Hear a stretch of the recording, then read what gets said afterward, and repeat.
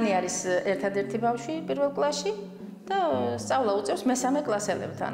ანისთვის შეიძლება საინტერესო იყოს მესამე კლასელებთან ჯდომა, მაგრამ მესამე კლასელებს უკვე აღარ უნდათ იმ პირველ κλასის მასალის მოსმენა კიდე და კლას კომპლექტს მაინც აქვს თავისი ხარვეზი რაღაცა, იმიტომ რომ პირველ კლასელ ბავშვს სჭირდება მთელი 45 წუთი ყურადღება. როგორ შეიძლება 45 წუთში ამასაც ასწავლო, იმასაც ასწავლო? мотивაციას მე მაძლევს ხელფასი, ხო?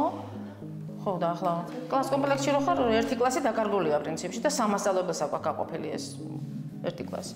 მე ვასწავლი ცალკე, ის ასწავლის ცალკე და ახლა 500 და 600 ლარი როა ხელფასი, ის სამათ არის, მე 190 ლარს ვიღებ მაგალითად ხელზე. თუ შეიძლება რომ აი ერთ ბავშვზე რო კლასი გაიხსნას. ეს ძალიან დიდი სტიმული იქნება რაჭის ყველა სოფლისთვის თქვენ წარმოვიდგინეთ.